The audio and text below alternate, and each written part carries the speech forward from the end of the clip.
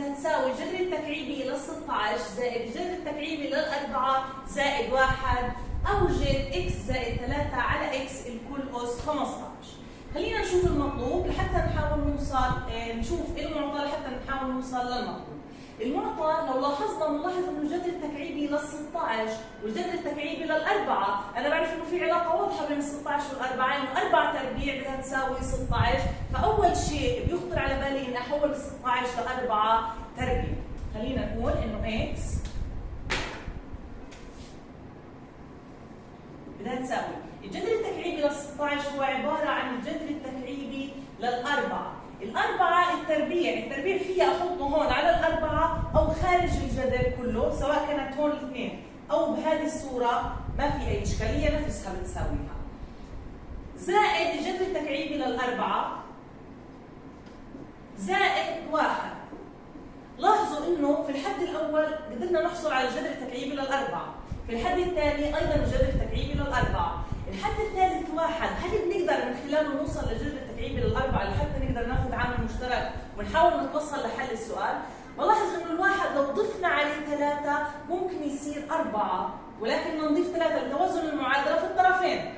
بدنا نضيف اكس زائد 3، بلاحظ انه فعليا ممكن اضافته تكون صحيحة لانه المطلوب اكس زائد 3 على اكس، فخلينا نضيف 3 في الطرفين. هذه بدها تصبح اكس زائد 3 بدها تساوي الجذر التكعيبي للأربعة الكل تربيع زائد الجذر التكعيبي للأربعة زائد 1 زائد 3 4، لكن أنا بدي أحصل على الجذر التكعيبي للأربعة، ما بدي الأربعة، أنا بعرف إنه لو أخذت الجذر التكعيبي ورفعت الأربعة لأس 3 هي نفسها بدها تساوي 4، يعني الجذر التكعيبي للأربعة تكعيب هي نفسها 4 باستخدام خصائص الأسس، يعني الأربعة هذه بقدر أستبدلها بالجذر التكعيبي للأربعة الكل تكعيب، لأنه من خصائص الأسس إنه الأربعة بتطلع والأس هذا على دليل الجذر بنختصرهم مع بعض وبنحصل على الأربعة كمان.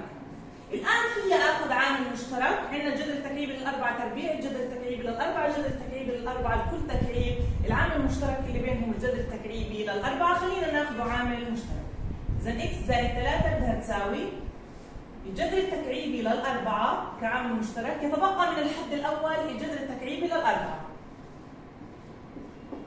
الحد الثاني 1، الحد الثالث الجذر التكعيبي للأربعة تربيع. بلاحظ إني أنا وصلت لهذا القوس اللي هو أصلاً بيساوي الإكس من البداية عبارة عن الجذر التكعيبي للأربعة تربيع زائد الجذر التكعيبي للأربعة زائد 1، إذا فيها أستبدل هذا القوس كله بدلالة إكس، إذا إكس زائد 3 بدها تساوي الجذر التكعيبي للأربعة مضروبة في إكس. هل هون أوجد قيمة إكس واضرب ضرب تبادل هيك؟ لكن انا بلاحظ انه المطلوب اكس زائد 3 بشكل جاهز فيها اعوض اكس زائد 3 بقيمتها اللي هي جذر التكعيبي للأربعة مضروبه في اكس، واختصر اكس اللي في البسط مع اكس اللي في المقام. اذا هون المطلوب هو عباره عن اكس زائد 3 على اكس الكل اس 15.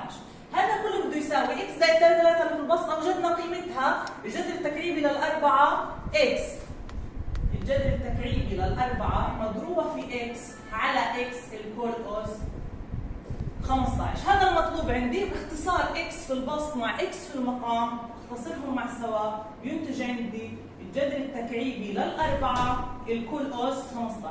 باستخدام أيضا خصائص الأسس الخاصية نفسها، هذه عبارة عن الأس ما بداخل الجذر بيطلع، والأس بكون عبارة عن 15 على دليل الجذر اللي هو 3، 15 على 3 بدها تساوي 4 أس 5، وهيك بنكون وجدنا مطلوب سؤال.